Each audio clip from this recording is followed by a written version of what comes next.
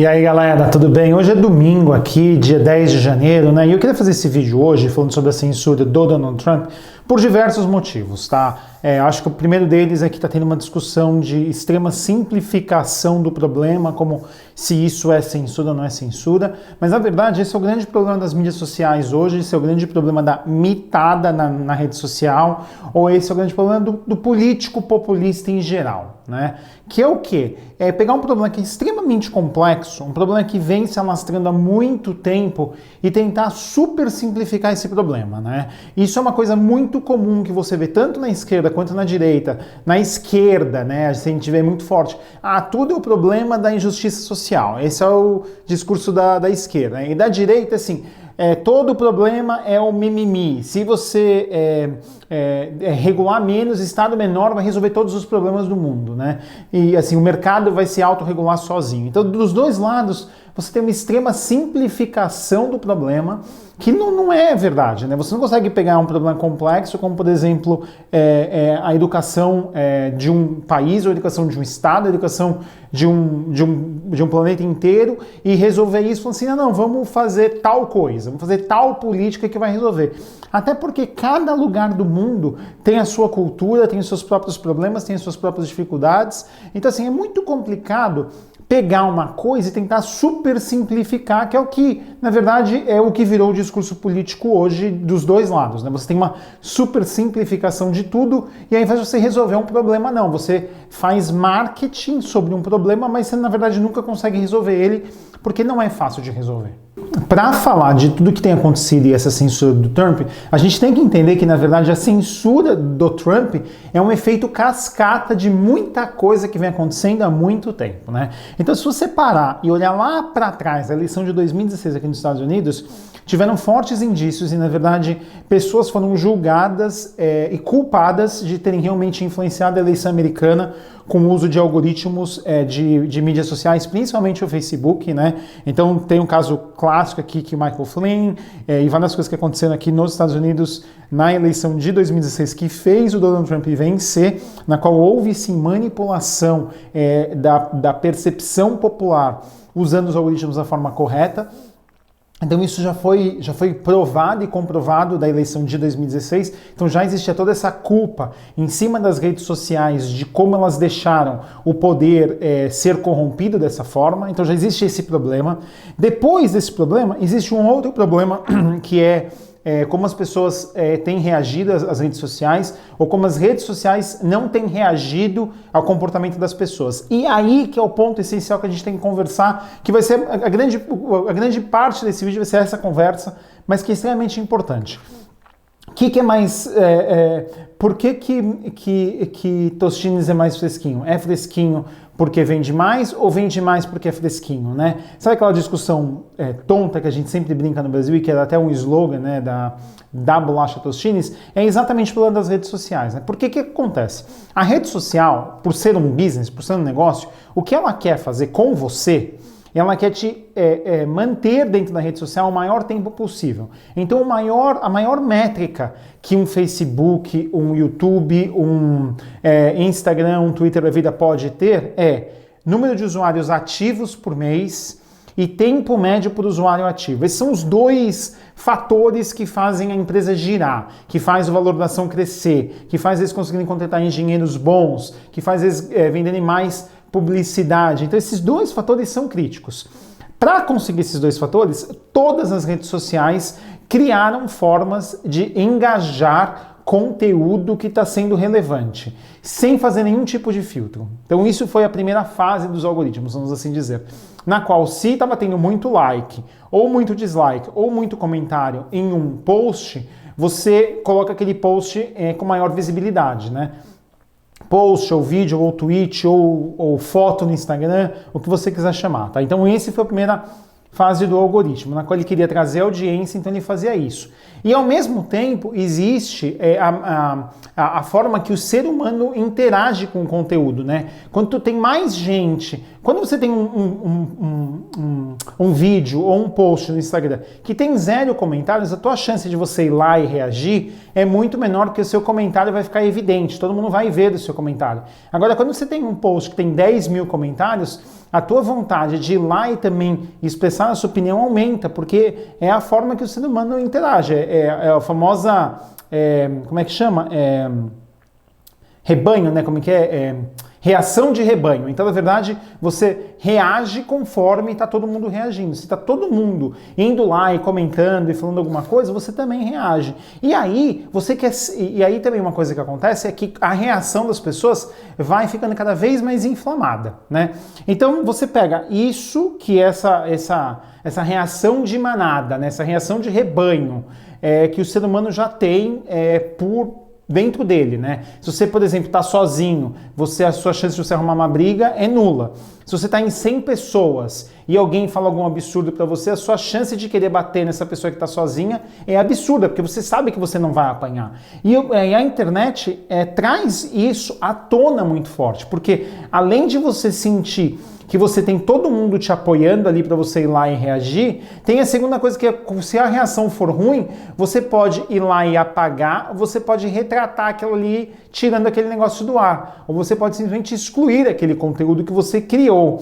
E aí o outro ponto é a impunidade, né? Você pode falar o que você quiser, do jeito que você quiser, que você não vai tomar um tapa na cara. Vamos colocar de forma bem explícita. Você fala coisas na internet que você nunca falaria na tua vida real.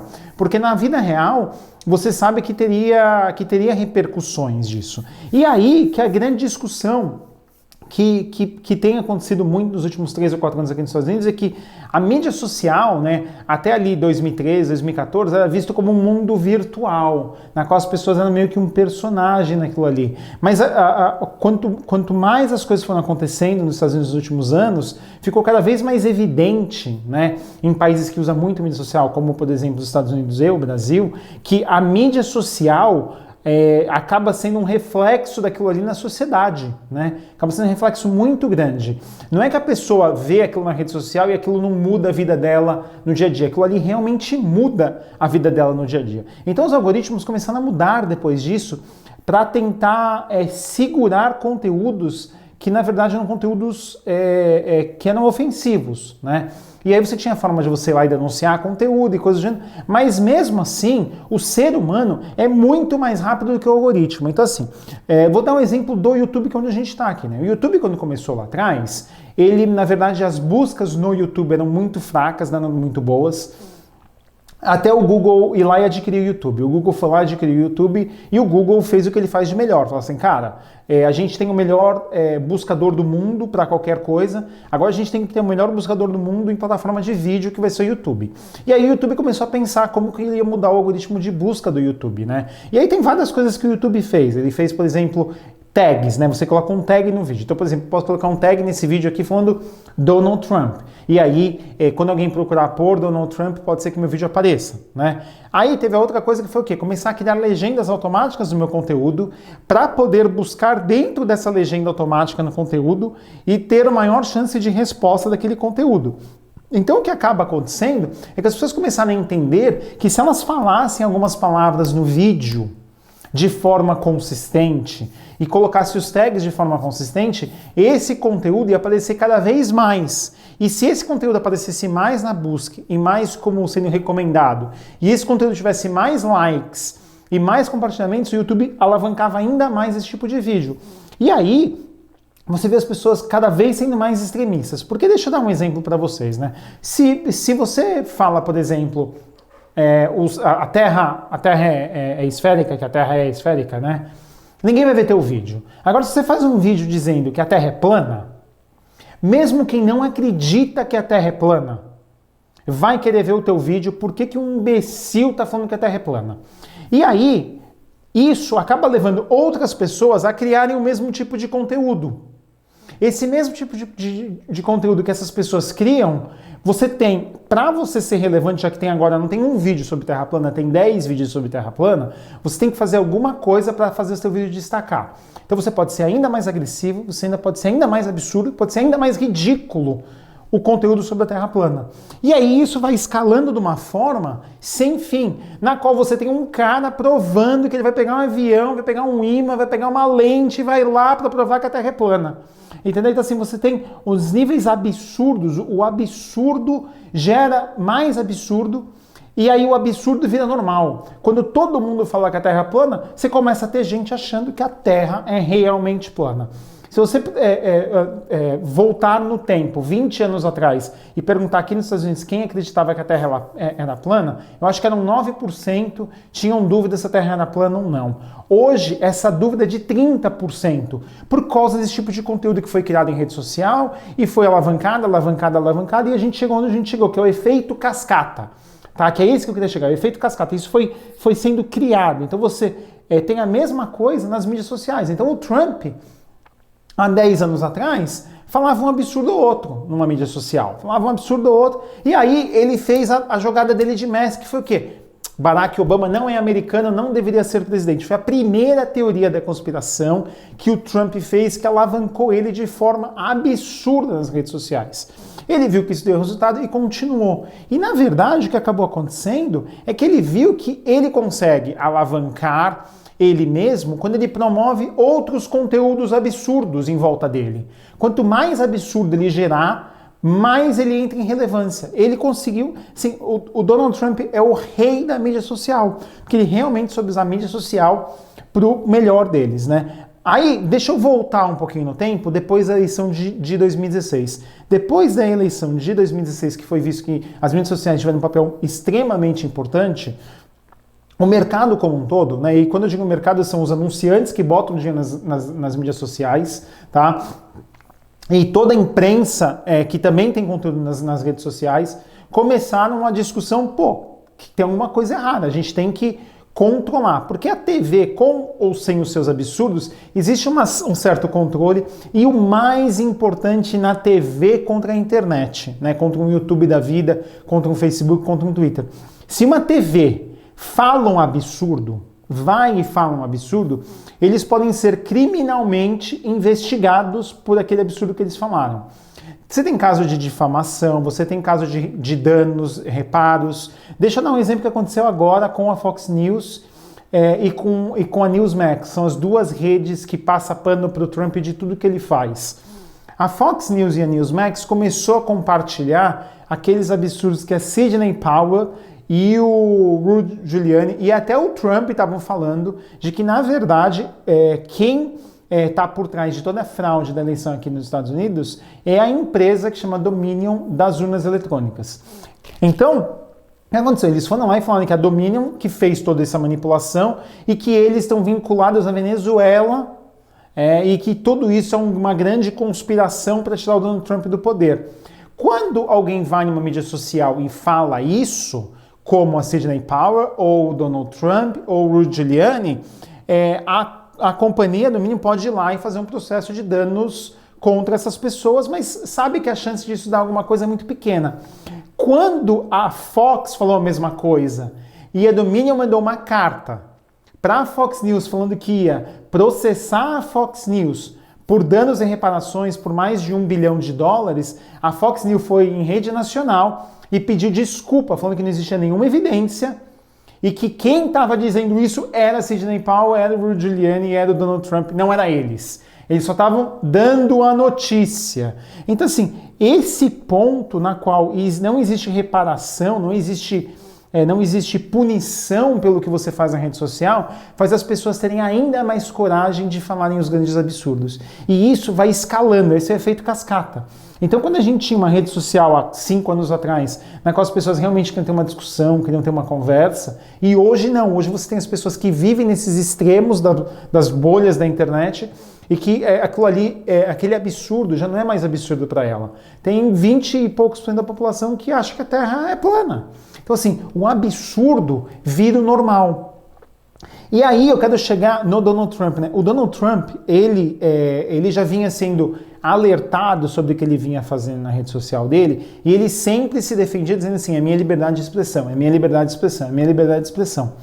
O Twitter, depois principalmente que a eleição foi validada, né, e que várias agências de notícias já tinham dado a vitória para o Biden e começaram a recontagem e tinham processos criminais, tanto o Twitter quanto o YouTube quanto o Facebook colocaram um link dentro de cada notícia, cada tweet que diziam sobre a eleição, dizendo, olha, a eleição já é do Joe Biden, clica aqui e tenha mais informações. Então você tinha que ir lá, clicar e falar. E explicavam, olha, deram uma vitória para o Biden, ele ganhou em todos os estados, ele tem tantos colégios eleitorais, existem processos nesse momento, tal. A eleição só é válida depois do dia 6 de janeiro, mas nesse momento dizer que o Joe Biden não ganhou não é verdade. Hoje ele ganhou e só se o Trump conseguir reverter a eleição é que o resultado não é do Joe Biden. Então dizer que o Joe Biden não é o presidente eleito está errado. E começaram a colocar isso em todos. O Trump começou a falar inúmeras vezes que ele era o vencedor e aí o Twitter ia lá e marcava essa marcação em todos os tweets dele. E o Twitter, junto com todos os advogados do Twitter e a Casa Branca, tiveram diversas conversas na qual eles pediram, falaram assim, olha, não faça isso é ruim para nós, isso é ruim para vocês. As mídias sociais como um todo estão sendo extremamente criticadas por não jump in, que a gente fala, né? Não intervirem no conteúdo que é criado. A gente pensa que a gente tem que começar a intervir em alguns certos tipos de conteúdo e o Donald Trump está trazendo tudo isso à tona. Então, assim, não foi que o Trump estava fazendo o que ele estava fazendo, ele não sabia o que ele estava fazendo. O que aconteceu um pouco antes do que aconteceu na quarta-feira foi que o Trump já estava sendo bem inflamado e vários tweets dele já tinham sido apagados, inclusive, e vários retweets, principalmente. Depois do que aconteceu na quarta-feira, o Twitter simplesmente bloqueou a conta dele e chegou na sexta-feira, cancelou realmente a conta do Donald Trump no Twitter. Então o Donald Trump perdeu a conta dele no Twitter. E por que ele perdeu a conta dele no Twitter? Deixa eu até explicar esse ponto. Porque quando bloquearam a conta dele pessoal, Real Donald Trump, ele começou a fazer os tweets dele absurdo usando a conta oficial do presidente dos Estados Unidos. Aí o Twitter entrou em contato, começou a marcar as publicações do presidente dos Estados Unidos como não verdadeiras, e aí entrou em contato com a Casa Branca e falou assim, olha, pede para ele parar de fazer isso, que a gente não quer bloquear a conta do presidente da República. A gente não quer fazer isso com a conta do presidente da República. A conta do presidente da República deveria ser uma mensagem oficial, como se fosse uma coletiva de imprensa ou algo do gênero, que é colocado no ar. Não para alguém ficar lá balbuciando o que ele quiser. Que aí não é liberdade de expressão. Aí você está falando de um órgão oficial que é o presidente da República. Ele não é o Donald Trump, ele é o presidente da República. É uma situação diferente. E aí ele não fez isso e aí eles decidiram bloquear completamente a conta dele, Real Donald Trump, e a conta da presidência da República agora não tem tweet instantâneo. Todo Twitter que eles criam com a conta oficial do presidente da República é aprovado pelo Twitter e aí o Twitter decide se coloca no ar ou não. Você deve estar falando assim, mas isso é um absurdo. Cadê a liberdade de expressão? Deixa eu te contar uma coisa, a tua liberdade começa, né, até o limite e ela termina quando começa a liberdade do próximo. Quando você coloca a liberdade do próximo em xeque, a tua liberdade não é mais tua liberdade, é uma agressão ao próximo, tá? Então assim, bloquear a conta do Trump e o Twitter tomou a primeira ação. E aí começou o final do efeito cascata, que é o seguinte, no momento que o Twitter vai e cancela, ele pressiona indiretamente o Facebook a fazer a mesma coisa. Né? Porque assim, os anunciantes vão olhar para o Twitter e falar assim, o Twitter é uma plataforma mais segura, vou começar a anunciar mais no Twitter, menos no Facebook. Aí o Facebook tem que bloquear também. Na hora que o Facebook bloqueia, aí os outros também tem que fazer. Aí o Google, a Apple, até o TikTok, a empresa chinesa, foi e bloqueou o Donald Trump de fazer tweet nas mídias sociais. E aí foi uma enxurrada. E aí a última investida do Trump foi ir para Parler, que é um Twitter paralelo, vamos assim dizer, que a extrema-direita americana usa bastante. E no Brasil o Bolsonaro está tentando usar também, e toda a direita, ali, direita verdadeira, está tentando usar no Brasil também. Só que a Parler, todos os serviços dela ficam hosteados na Amazon Cloud. E a Amazon acabou de anunciar que está desligando os serviços da Parler na segunda-feira.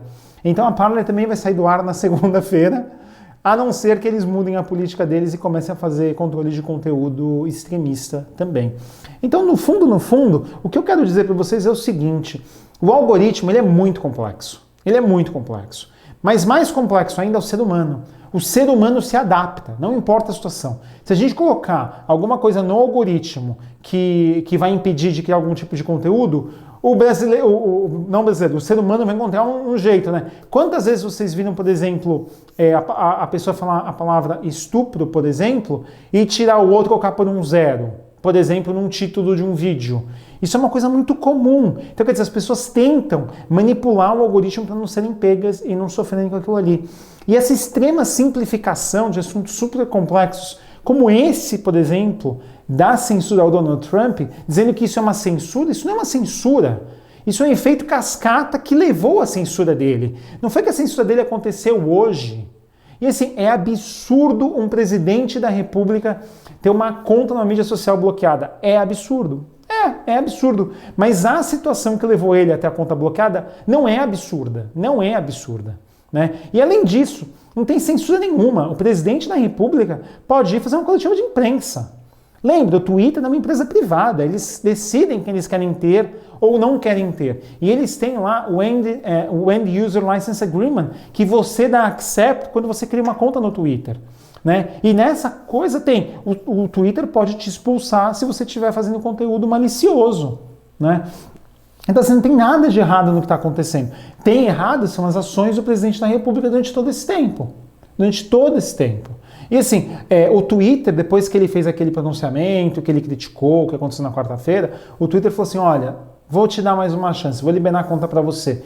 Qual é o primeiro tweet que ele solta? Eu não vou aparecer para passar a faixa para o Joe Biden. Para quê? Para fazer efervescer mesmo a base ali dele. E aí o Twitter falou, cara, desculpa, não é isso que a gente quer, a gente já conversou, a gente já teve tudo isso e acabou.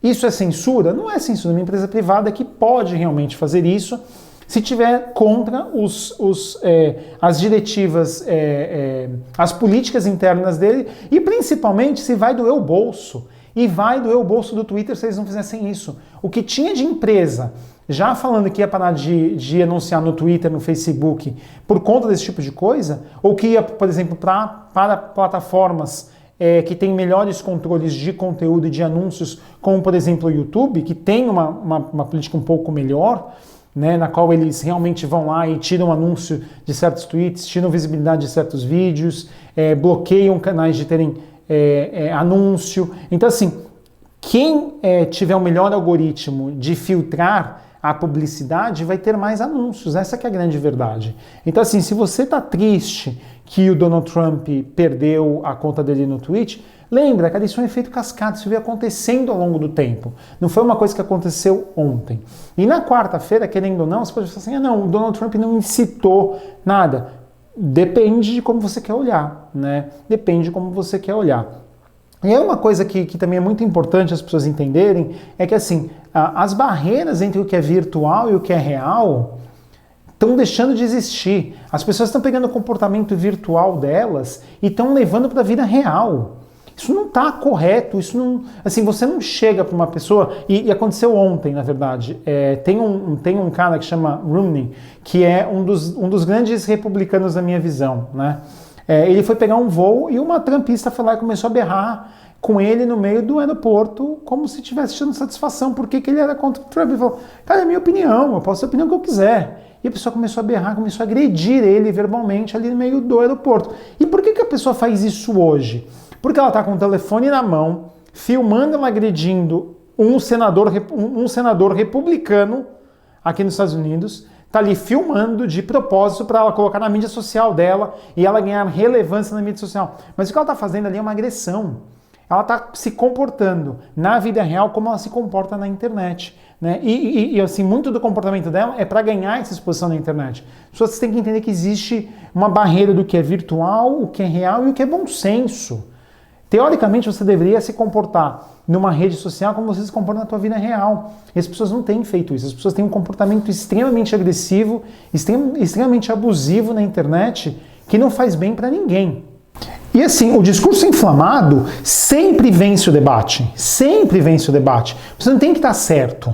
Né? Quanto mais inflamado é o discurso, mais engajamento essa pessoa recebe. E essa diferença que está acontecendo, as pessoas estão perdendo a noção do bom senso. O bom senso, que era um negócio muito mais comum, né? O bom senso, Tá virando um negócio absurdo. Então, assim, você pode falar que tem mimimi, você pode falar que tem isso, que tem aquilo que você não concorda, mas, assim, uma coisa é educação, uma coisa é você ter bom senso ao conversar com as pessoas. E as pessoas estão perdendo isso porque essa barreira entre virtual e real está começando a se dizimar, né? Outra coisa que fez o Twitter realmente cancelar a conta do Donald Trump foi que novos protestos estavam sendo organizados para o dia 17.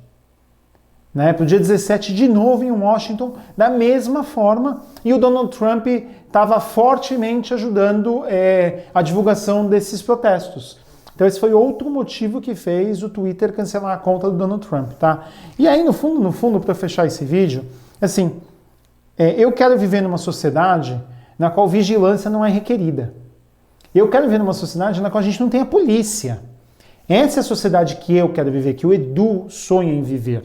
Eu sonho em viver numa sociedade na qual você não tem polícia, você não tem criminalidade e você não tem vigilância, porque as pessoas têm um bom senso tão bom, as pessoas têm noção do certo e do errado de uma forma tão ampla que você não tem a polícia, né? Que você não tem as pessoas te vigiando, as pessoas te cercando. Eu não quero que tenha câmera no mundo inteiro me vigiando, fazendo o que eu estou fazendo, como está acontecendo. Como, por exemplo, Londres é extremamente vigiado por câmeras. Eu quero exatamente o oposto, eu quero uma sociedade na qual não tem vigilância, na qual o bom senso das pessoas é tão bom que você não precisa ter vigilância, né? E a internet hoje é uma terra sem lei. E as mídias sociais ajudam essa terra sem lei virar realmente um faroeste. Virar realmente um faroeste.